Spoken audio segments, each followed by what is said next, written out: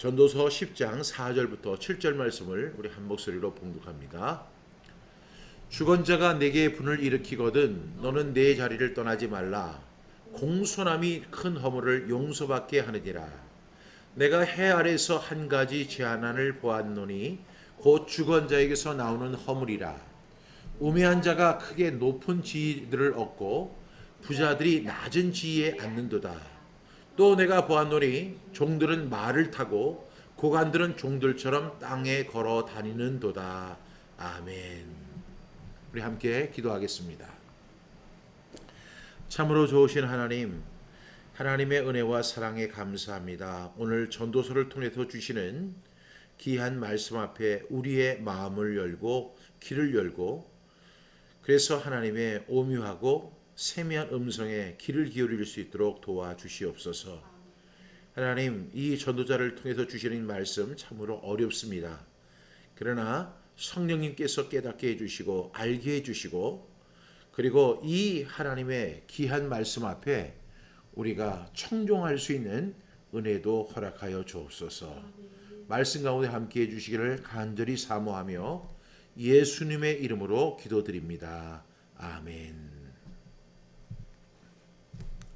오늘은 전도서 10장 4절부터 7절 말씀을 통해서 주권자의 허물이라는 제목으로 하나님의 말씀을 함께 나누려고 합니다.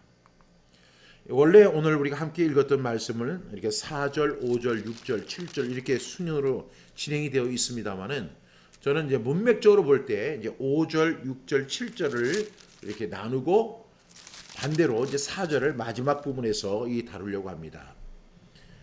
오늘은 전도서 10장 4절부터 7절의 말씀인데요. 오늘 이 말씀을 통해서 주권자의 허물에 대해서 함께 나누려고 합니다.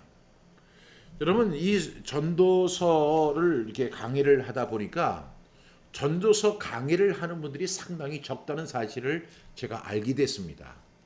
뿐만 아니라 전도서를 강의하다가 중간에 포기하는 분들이 굉장히 많습니다. 물론 전도서에서 이렇게 어떤 중요한 말씀만 꺼내서 발췌해서 설교하는 분들도 있지만, 전도서 이제 1장부터 강의를 쭉 하다가 2장, 3장 이렇게 오다가 보니까 성도님들의 반응이 별로 안 좋은 거예요. 그러다 보니까 슬쩍 다른 설교로 이렇게 대체를 하는 경우가 있습니다. 오늘 내용도 참 슬픈 내용이에요. 그래서 그런지 이 본문으로 설교를 하는 설교자들이 거의 없습니다. 우리 믿음의 선배들은 어떻게 이 부분을 가지고 설교를 했을까? 그리고 또 다른 목사님들은, 다른 설교자들은 이 말씀을 가지고 어떻게 설교할까? 저는 그래서 좀 찾아보고 들어보기를 원했는데 거의 자료가 없더라고요. 그리고 강의를 이렇게 해놓은 부분, 주석 같은 것을 보게 되면 아주 기본적인 내용만 이렇게 설명하는 정도에 그친다는 것입니다. 그렇지만 우리가 분명히 알아야 할 것은 해 아래 세상에서는 이런 일들이 비일비재하다는 사실을 우리가 인정할 수밖에 없습니다. 우리가 또 인정을 하든 인정을 하지 않든 이 전도서의 저자인 솔로몬은 우리에게 분명하게 설명하고 있습니다. 그런 지혜가 많았고 관찰력이 매우 뛰어난 사람이었습니다. 우리가 그냥 스쳐 지나가는 그런 문제들도 이분은 세심하게 관찰을 했고 그것을 기록해서 오늘 하나님의 말씀으로 우리에게 전해주는 것입니다. 오늘 이 내용은 참으로 슬픈 내용이지만, 그래서 이 슬픈 이야기를 듣고 싶지 않은 분들은 나가셔도 됩니다. 가서 희망찬 설교, 소망이 넘치는 설교, 기쁨이 넘치는 설교, 이런 설교를 선택하셔도 좋을 것 같습니다. 그런데요, 세상은요 항상 기쁨만 갖고 소망만 갖고 살아가는 것이 아니에요. 이 전도자가 오늘 우리보다 훨씬 똑똑하고 우리보다 훨씬 지혜가 많은 이 전도자가 주시는 이 말씀에도 우리가 귀를 기울일 분명한 필요가 있다는 사실을 꼭 말씀드리고 싶습니다. 여러분, 세상에는 상식이 존재하지만 상식대로, 정의대로, 믿음대로 이루어지지 않습니다. 우리 설교자들은 이런 식으로 이야기하잖아요. 믿음대로 이루어집니다. 믿음으로 살면 승리합니다. 그런데 그 이야기가 틀리다는 건 아니지만 그 이야기가 어떤 때는 상당히 허황되게 들릴 때가 있어요. 할 수 있거든이 무슨 말이냐? 믿는 자에게는 능히 하지 못할 일이 없다. 그래가지고 오직 믿음으로 승리하십시오. 그리고 그 믿음을 얻기 위해서 우리는 기도해야 합니다. 기도하면 능력 없습니다. 뭐 이렇게 이야기하면서 다람쥐 쇠바퀴 도는 것처럼 그렇게 이야기하는 경우가 있습니다. 그런데요, 오늘 이 전도자는 우리에게 뭐라고 이야기를 하냐면, 내가 오늘 우리 함께 보게 되면 이러한 일을 가리켜서 우리가 생상도 못하는 일들이 벌어진다는 거예요. 그것을 가리켜서 재난이다 이렇게 이야기합니다. 여러분, 세상은 재난의 역사 아니겠습니까? 그래서 오늘 5절 말씀 우리 함께 보겠습니다. 시작. 내가 해 아래서 한 가지 재난을 보았노니 곧 주권자에게서 나오는 허물이라 이렇게 이야기합니다. 이분이 여러 가지 분야에 대해서 이야기합니다. 근데 오늘은 한 가지 재난에 대해서 이야기를 하는데, 이 재난이 어떤 재난이냐면 주권자에게서 나오는 허물이라. 그래서 오늘 제목이 주권자의 허물이라는 제목으로 함께 말씀을 나누려고 합니다. 여러분, 내가 해 아래서, 어떤 세상이에요? 해 아래 세상입니다.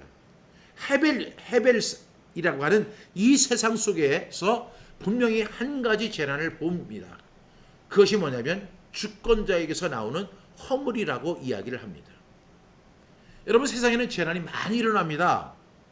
근데 우리가 재난 이렇게 이야기하면 항상 우리는 자연적 재난이나 아니면 사고가 일어났을 때, 대형 사고가 일어났을 때 그것을 재난이라고 하는 경우가 많습니다. 뭐 대형 산불이 일어났다든가, 지진이 일어났다든가, 뭐 건물이 갑자기 무너졌다든가, 그리고 뭐 우리가 상상도 못하는 그 큰 초대형 태풍이 온다든가, 그래서 그냥 막 이것을 싹 삼키고 지나가 가지고 모든 것이 다 쓰레기처럼 이렇게 변했을 때 우리는 그러한 상황을 가리켜서 재난이라고 이야기를 하잖아요. 그런 우리는 자연적 재난을 많이 생각합니다.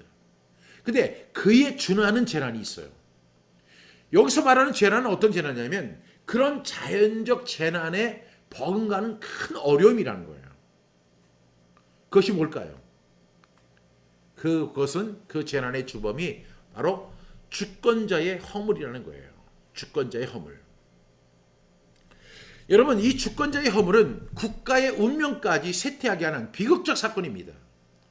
앞서 제가 이야기한 것처럼 뭐 대형 태풍이 온다든가, 아니면 뭐 지진이 일어난다든가, 그리고 뭐 아주 대형 산불이 일어나서 온 산을 다 태우는 그런 재난이 있잖아요. 그런 재난 이상의 재난이 바로 주권자의 허물에서 비롯된다는 것입니다. 여러분, 지도자 하나를 잘 만나면 그 나라가 강건해지는 역사가 있지만, 지도자 하나를 잘못 만나면 나라가 붕괴되고 모든 기초가 흔들리는 것을 보게 됩니다. 여러분, 가까운 이웃 나라인 필리핀이라고 하는 나라가 있는데요. 이 필리핀은 1960년대, 70년대만 해도 정말로 잘 사는 나라가 있어요. 그래서 일본이 가장 잘 사는 나라였고, 이 아시아에서 두 번째로 잘 사는 나라가 필리핀이었습니다. 그때는 우리가 필리핀이라고 안 하고 뭐라고 그냥 비율빈이라고 불렀는데, 이 비율빈이라고 하는 그 나라가 엄청 잘 살았어요. 그래서 우리나라에 예전에 미스 코리아를 하는 사람들이 그 필리핀의 그 부자들과 결혼하는 사례들이 엄청 많았습니다. 아주 오래된 이야기도 아닙니다. 1970년대, 80년대까지 그런 일이 있었어요. 그런데 거기에 마르코스라고 하는 독재자를 만났는데요. 그로 인해서 필리핀의 경제가 한없이 붕괴돼 가지고 지금은 세계에서 가장 못 사는 나라로 추락하게 된 것을 우리는 잘 알고 있습니다. 이렇게 주권자의 허물은 국가의 운명까지도 쇠퇴하게 만드는 그런 일들을 만든다는 사실입니다. 이 여기서 나오는 허물은요, 샤마라고 하는 단어가 아니고 하타트라고 하는 단어인데, 이 하타트라는 단어는 목표에서 벗어나다, 실수하다. 그런데 가장 많이 쓰는 용어가 뭐냐면 이 허물, 하타트는 죄를 짓는다는 거예요. 그러니까 주권자의 죄가 결국은 그 나라를 망하게 하고 쇠퇴하게 하는 그런 일들이 벌어진다는 것입니다. 여러분, 주권자라는 것이 무엇입니까 도대체? 그것은 결정권자를 말하는 거잖아요. 어떤 일을 결정할 수 있는 권세를 가진 사람을 우리가 결정권자라고 합니다. 그러니까 주권자는 결정권자입니다. 근데 세상에 보면 국가라고 하는 그런 조직에도 결정권자가 있지만 작은 공동체 속에도 이 결정권자가 있습니다. 그래서 국가의 결정권자는 대통령이죠, 당연히. 그리고 단체의 결정권자, 이 시도 단체의 그 결정권자는 그 단체장입니다. 그리고 회사의 결정권자는 대표라고 할 수 있습니다. 좀 더 축소를 해보면 교회의 결정권자는 목회자입니다. 그리고 자녀의 결정권자는 또 부모이기도 합니다. 또 아내의 결정권자는 남편이라고도 합니다. 이렇게 한 가정의 결정권자, 그리고 한 교회의 결정권자, 한 단체의 결정권자, 어떤 공동체의 결정권자를 가리켜서 우리가 주권자라고 이야기를 하는 거예요. 여러분, 이런 주권자의 허물이 결국에는 어떤 결과를 갖고 오냐면 그 결정, 그 잘못된 결정에 따라 그 결정을 잘하게 되면 그 공동체가 좋게 되지만 결정을 잘못하게 되면 그 공동체가 망하게 되는 거예요. 그래서 오늘 이 전도자가 가만히 살펴보는 겁니다. 오늘 5절 말씀에 보면 이렇게 이야기하죠. 내가 해 아래에서 한 가지 재난을 보았노니, 한 가지 재난이라고 있습니다. 곧 주권자에게서 나오는 허물이라, 이렇게 이야기합니다. 그런 결정권자가 잘못 결정을 해서 발생하는 일들을 재난이라고 정의하고 있다는 것입니다. 그런데 이러한 재난이 일어나는 과정이 있습니다. 어떤 일이 벌어질까요? 우리 한번 6절 말씀을 보겠습니다. 시작. 우매한 자가 크게 높은 지위들을 얻고 부자들이 낮은 지위에 앉는도다. 여러분, 결정권자가 이제 바뀌게 된 거죠. 그랬더니 어떠한 일이 생기냐면 우매한 자가 크게 높은 지위들을 얻는다는 거예요.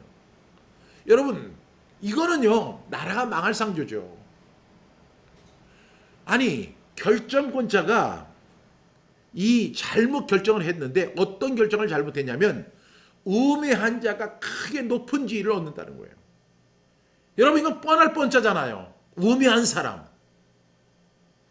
지혜가 없는 사람, 그런 사람들이 높은 지위들을 얻고 부자들이 낮은 지위에 앉는다는 거예요. 얼마나 이게 슬픈 이야기입니까? 우매한 사람이 그 크게 높은 지위를 얻는다? 그리고 부자들이 낮은 지위를 얻는다? 이거는 한마디로 말하면 인사참사가 일어났다는 거예요. 그리고 기존의 모든 질서들이 다 파괴된다는 것을 의미하는 것이죠.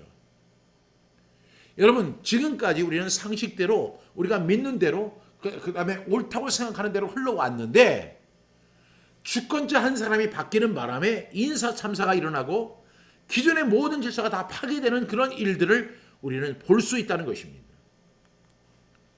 이런 일은 어느 한 정권의 이야기가 아닙니다. 역사를 보면 우매한 한 정권이 권력을 잡으면 이런 일이 일어나서 정권 교체가 또 이루어집니다.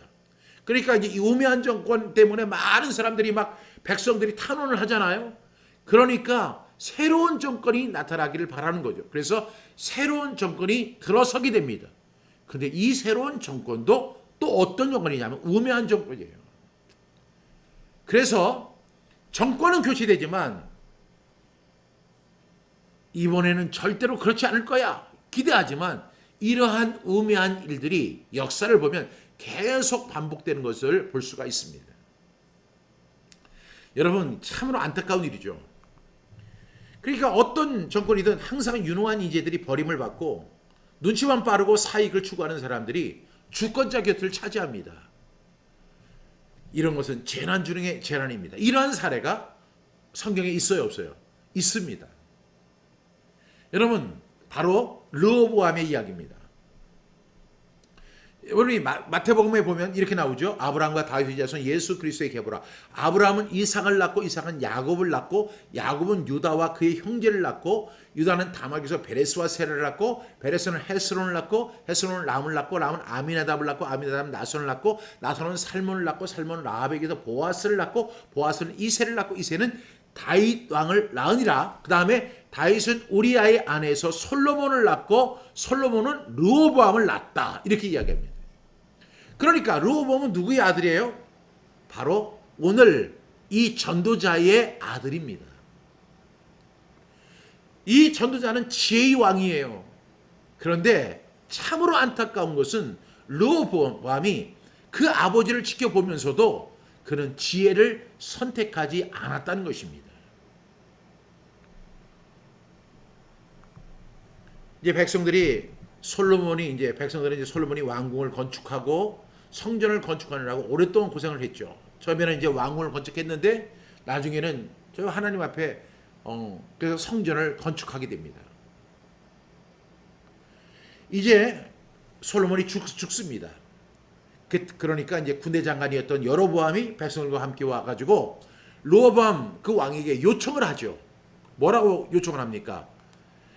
그동안 백성들이 수고했으니까 이제 왕궁도 짓고 성전도 짓느라고 백성들이 참 돈도 많이 냈고 수고도 많이 했으니까 이제 우리들을 좀 위로해가지고 평안하게 잘 살게 해달라고 이렇게 그 여로보암이 요청을 합니다. 그러니까 그 이야기를 들은 르호보암이 원로 신하들을 이렇게 불러 모읍니다. 이 원로 신하들이 누구예요? 바로 아버지와 함께 일했던 사람들입니다. 그 사람들을 불러 모으고 또 동시에 젊은 신하들을 불러 모읍니다. 그리고 나서 이 여로보암이 했던 이야기를 그들에게 질문합니다. 그랬더니 원로들이 이렇게 이야기합니다. 역대하 10장 7절에 보니까 왕이 만일 이 백성을 후대하여 기쁘게 하고 선한 말을 하시면 그들이 영원히 왕의 종이 되리이다. 이렇게 이야기합니다. 여러분 정말로 왕이 그들을 갖다가 위로해주고 후대해주고 기쁘게 해주고 선한 말을 해주면 그들이 영원히 왕의 종이 되어서 왕을 잘 섬길 것입니다. 이렇게 그 원로들이 이야기를 한 거예요. 근데 르호보암은 원로들의 그 충언을 버렸습니다. 듣지 않았습니다. 나중에 이런 이야기하죠. 대신 함께 자라난 그 젊은 신하들과 함께 의논을 하고 이렇게 이야기합니다. 역대하 10장 14절에 보니까 젊은 신하들의 가르침을 따라 그들에게 말하여 이르되 내 아버지는 너희의 멍에를 무겁게 하였으나 나는 더 무겁게 할지라. 내 아버지는 가죽 채찍으로 너희를 치셨으나 나는 전갈 채찍으로 치리라 하니라.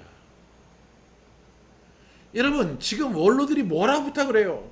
왕이 만일 이 백성을 후대하여 기쁘게 하고 선한 말을 하시면 그들이 영원히 왕의 종이 될 것입니다 라고 이렇게 충언을 하니까 젊은 신하들의 이야기를 그 원로 신하들의 이야기를 거부하고 젊은 자기 함께 자라났던 그 젊은 신하들과 의논을 한 결과 그들의 가르침을 따라 그들에게 말하여 이르되 내 아버지는 너희의 멍에를 무겁게 하였으나 나는 더 무겁게 할지라. 얼마나 어리석은 짓이에요. 내 아버지는 가죽 채찍으로 너희를 치셨으나 나는 전갈 채찍으로 너희를 치리라. 여러분 이것이 바로 주권자의 허물인 것입니다.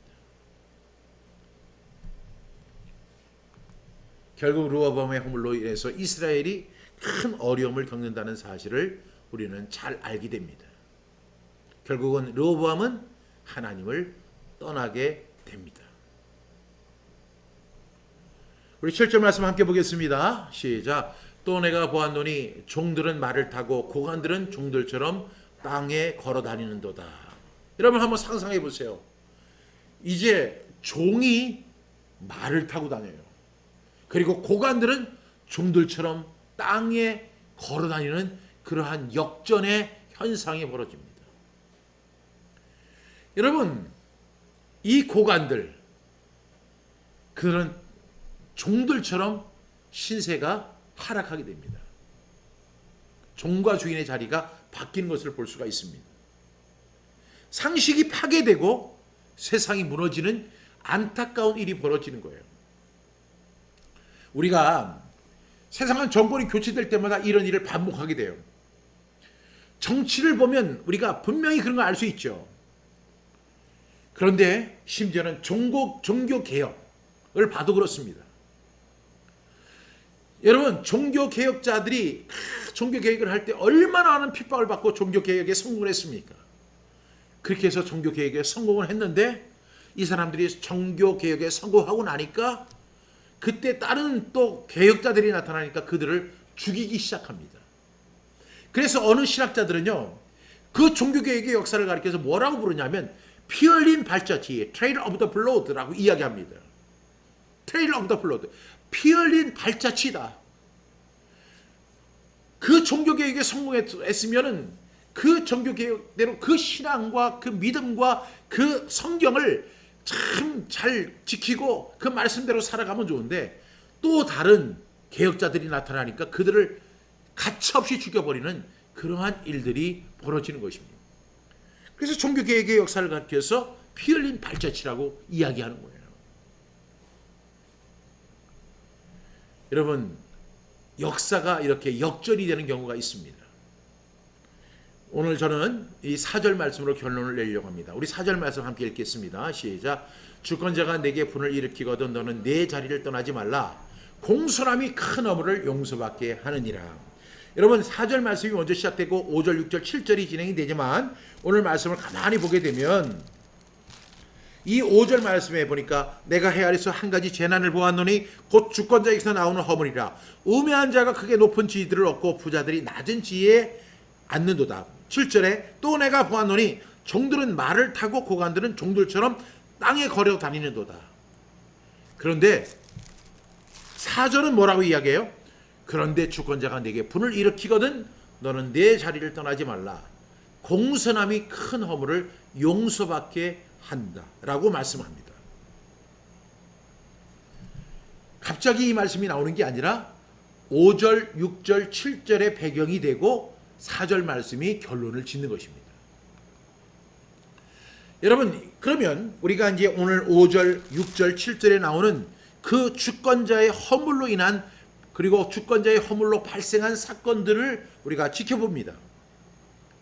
그러한 재난들이 일어났을 때 우리는 어떻게 처신해야 하는지에 대한 지혜를 얻는 것입니다. 여러분, 주권자가 지금 오늘 5절에 보니까 정말로 주권자가 우매한 자가 크게 높은 지위들을 얻고 부자들이 낮은 지위에 앉도록 만들고 종들이 말을 타고 다니게 하고 고관들이 종들처럼 땅에서 걸어 다니게 하는 그런 역전 현상이 일어났을 때 이것을 보고 사람들이 나타나는 반응이 뭐예요? 분노하는 거예요. 그리고 때로는 반항하고 또한 도전할 수 있는 거예요. 그런데 오늘 이 4절은 우리에게 이렇게 설명을 합니다. 주권자가 내게 분을 일으키거든 너는 내 자리를 떠나지 말라. 주권자에게 반항하거나 도전하는 것은 위험한 짓이라는 것입니다. 내가 세상을 바꿀 수 있는 사람이라고 하는 생각을 버려야 돼요. 내가 설령 마음에 들지 않는 사람이라 할지라도 그분이 주권자라고 한다면 그 주권자에게 반항하거나 도전하는 것은 위험한 일입니다. 여러분, 참 슬픈 이야기죠. 주권자의 허물로 인해서 세상이 망하고 침체되는 안타까운 일이 벌어집니다. 그럼에도 불구하고 그 주권자에게 어떻게 하라고 그래요? 주권자가 내게 분을 일으키거든 너는 내 자리를 떠나지 말라. 그리고 공손함이 큰 허물을 용서받게 한다는 거예요. 공손한 언행을 하라는 것입니다. 참 오늘 우리가 이 전도서 10장 4절부터 7절 말씀을 우리 함께 나누면서 참 씁쓸한 마음이 많이 생겨요. 주권자의 허물도 안타까운데 또한 거기에 대해서 우리가 반항을 하거나 도전을 하거나 또한 이의를 제기하거나 할 때 오히려 큰 해를 당할 수 있음을 전도자는 우리에게 설명하고 있다는 사실입니다. 그래서 오늘의 결론은 이런 거예요. 오늘 전도자가 하는 말씀은 해 아래서 흔히 벌어지는 그런 재난들이 있다는 거예요. 세상에는 수많은 재난들이 있지만 가장 큰 재난이 어떤 거예요? 인사참사예요. 인사참사가 벌어지면 어떤 결과가 주어집니까? 오늘 말씀과 같이 우매한 자가 크게 높은 지위들을 얻고 부자들이 낮은 지위를 얻는 그런 안타까운 일들. 종들은 말을 타고 다니고 고관 대작들이 땅에서 종들처럼 걸어다니는 그러한 일들이 벌어진다는 거예요. 여러분, 인사참사가 발생하면 망할 수밖에 없는 것이 현실입니다. 그럼에도 불구하고 우리는요, 공손한 태도를 가져야 돼요. 그 주권자의 불의, 주권자의 허물에 대해서 도전하는 모습은 결국은 뭐예요? 자기의 생명을 단축하는 것이라는 거예요. 여러분, 우리가 이 말씀을 들으면서 우리는 어떤 생각을 해야 됩니까? 또 하나 우리는 이런 문제들 앞에 왜라고 하는 질문을 우리가 던질 수 있어요. 왜? 이런 일이 벌어졌을까? 여러분, 하브루타에서 가장 많은 질문인 이 뭐예요? 왜? 왜 그렇게 생각하십니까? 이런 거잖아요. 그러나 인생에서는요, 왜라는 질문이 없어요. 왜 이런 일이 벌어지지? 그러나 내 힘으로 어쩔 수가 없는 거예요. 주권자의 허물로 인해서 나라가 망하고 있지만 내가 왜 주권자로 인해서 우리 이렇게 망해야 되지? 질문해봤자 아무런 소용이 없는 거예요. 여러분, 세상 인생을 살아가면서 우리는 왜라는 질문을 할 수 없는 거예요. 그 왜라는 질문 앞에는 답이 없어요. 어떻게 해야 돼요? 우리는 세상의 난제 앞에서 정말로 난제잖아요. 세상이 막 뒤바뀌고 우매한 자가 고관 대작이 되고 고관 대작들이 종들처럼 그 땅에서 걸어다니고 이러한 일들이 벌어졌을 때 우리는 이렇게 질문해야 돼요. 왜라고 질문하지 말고 어떻게 라고 질문해야 돼요. 어떻게 살 것인가? 여러분, 이 말씀을 우리에게 주는 전도자는요, 우리에게 우리가 어떻게 살 것인가에 대한 질문을 주는 거예요. 주권자가 내게 불을 일으키거든 너는 네 자리를 떠나지 말라. 공손함이 큰 허물을 용서받게 한다. 우리는 어떻게 살 것인가? 어떻게 지혜롭게 살 것인가? 예수님도 그렇게 말씀하셨죠? 전도의 현장으로 나가는 제자들에게 뱀처럼 지혜롭고 비둘기처럼 순결하라. 여러분, 어떻게 살아야 하겠습니까? 여러분, 오늘 이 말씀 참 우울한 내용의 이야기입니다. 그렇지만 성경 안의 이야기입니다. 일반 목회자들은 이 말씀으로 설교하기를 즐겨하지 않습니다. 저 역시도 마찬가지입니다. 그러나 전도서 강의를 쭉 시작하니까 이것만 빼고 지나갈 수는 없잖아요. 그래서 오늘 이 말씀을 함께 나누면서 참 슬픈 마음을 갖게 됩니다. 그런데 우리가 이러한 가운데 꼭 우리가 질문해야 할 것이 있어요. 왜 세상이 이렇게 돌아가느냐? 이렇게 질문하면 답이 없어요. 어떻게 살 것인가? 이 난제 같은 세상, 도저히 풀리지 않는 이런 세상 속에서 나는 어떻게 살 것인가? 하나 더 붙인다면 나는 그리스도인으로서 어떻게 살 것인가? 나는 하나님의 자녀로서 어떻게 살 것인가? 이렇게 질문할 수 있는 저와 여러분 되기를 주님의 이름으로 축복합니다.